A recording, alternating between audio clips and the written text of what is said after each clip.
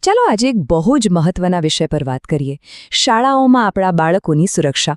શું ખબર છે કે આના માટે ભારતમાં એક ખાસ કાયદો છે આજે આપણે એ જ કાયદાની એક બહુ જ અગત્યની જોગવાઈને સમજવાના છીએ આ એક એવી વાત છે જે દરેક વ્યક્તિ પછી એ માતાપિતા હોય શિક્ષક હોય કે પછી કોઈ પણ નાગરિક એમના માટે જાણવી ખૂબ જ જરૂરી છે તો ચાલો જરા પણ સમય બગાડ્યા વગર સીધા જ મુદ્દા પર આવીએ આ જે વાક્ય છે ને એ જ આખી વાતનો સાર છે બહુ જ સ્પષ્ટ અને સીધા શબ્દોમાં આ કાયદો કહે છે કે અમુક પ્રકારનું વર્તન શાળાઓમાં બિલકુલ ચલાવી લેવામાં નહીં આવે એમ કહી શકાય કે આ એક વાક્ય જ બાળકોની સુરક્ષાનો આખો પાયો છે સારું તો આ જે પ્રતિબંધની વાત થઈ રહી છે એનો અસલી મતલબ શું છે અને આ નિયમ કેટલો કડક છે ચાલો એને જરા નજીકથી સમજીએ અહીં એક વાત ખાસ સમજવા જેવી છે આ કોઈ ખાલી સલાહ નથી કે કોઈ ભલામણ પણ નથી ના આ તો કાયદાકીય પ્રતિબંધ છે મતલબ કે આ એક કડક નિયમ છે જે કાયદાએ બનાવ્યો છે અને એનો સીધો અર્થ એ થાય કે આનું પાલન કરવું જ પડે એમાં કોઈની મરજી ચાલે નહીં આ ફરજિયાત છે તો તરત જ મનમાં સવાલ થાય બરાબર ને કે ભાઈ આ નિયમ આવ્યો ક્યાંથી આ કોઈ એમનેમ તો નથી બનાવી દીધો તો ચાલો હવે જોઈએ કે આ પ્રતિબંધ પાછળ કયો કાયદો છે એનો આધાર શું છે જુઓ આ પ્રતિબંધ આવે છે બાળકો માટે મફત અને ફરજિયાત શિક્ષણનો અધિકાર અધિનિયમ 2009માંથી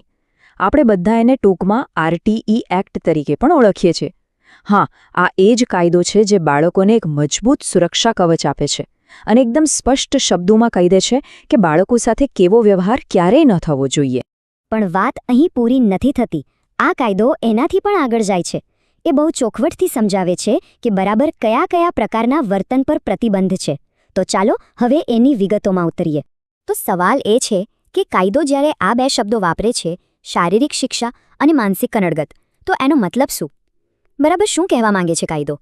અને આ બંને વચ્ચે તફાવત શું છે અહીંયા આપણે જોઈ શકીએ છીએ કે કાયદો કેટલો સ્પષ્ટ છે એક બાજુ છે શારીરિક શિક્ષા જેનો સીધો અર્થ છે બાળકને શારીરિક રીતે કોઈપણ પ્રકારની પીડા પહોંચાડવી અને બીજી બાજુ છે માનસિક કનડગત એટલે કે બાળકને માનસિક રીતે એની લાગણીઓને ઠેસ પહોંચાડવી કાયદો એકદમ સાફ કહે છે કે બાળકોને શારીરિક રીતે અને માનસિક રીતે બંને રીતે સુરક્ષિત રાખવા જરૂરી છે ચાલો પહેલા શારીરિક શિક્ષાને સમજીએ આનો મતલબ છે કોઈ પણ એવું કામ જેનાથી બાળકને શારીરિક દુખાવો થાય પછી ભલે એ નાનકડી થપ્પડ હોય કાન આમળવાની વાત હોય કે પછી બીજી કોઈ પણ શારીરિક સજા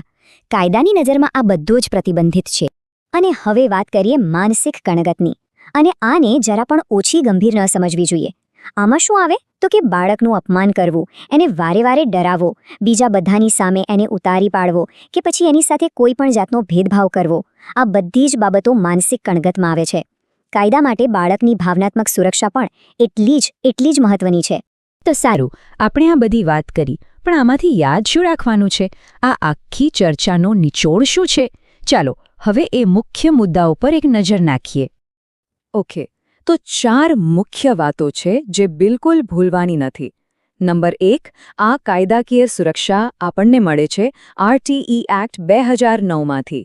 નંબર 2 હું ફરી કહું છું કોઈ પણ પ્રકારની શારીરિક સજા પર સંપૂર્ણ પ્રતિબંધ છે નંબર 3 એ જ રીતે કોઈ પણ પ્રકારની માનસિક હેરાનગી પર પણ પ્રતિબંધ છે અને નંબર 4 અને આ સૌથી અગત્યનું છે આ સુરક્ષા દેશના દરેક બાળક માટે છે કોઈ પણ અપવાદ વગર અને અંતે ચાલો આપણે સૌ એક સવાલ પર વિચારીએ આ કાયદા વિશેની જાગૃતિ આટલી બધી મહત્વની કેમ છે કારણ કે જુઓ આ ખાલી કાયદાની એક કલમની વાત નથી આ વાત છે આપણા બાળકો માટે એક એવું વાતાવરણ બનાવવાની જ્યાં એ ડર વગર સન્માન સાથે ભણી શકે આ એક સુરક્ષિત ભવિષ્ય તરફનું પગલું છે શું આ વાત સાચી નથી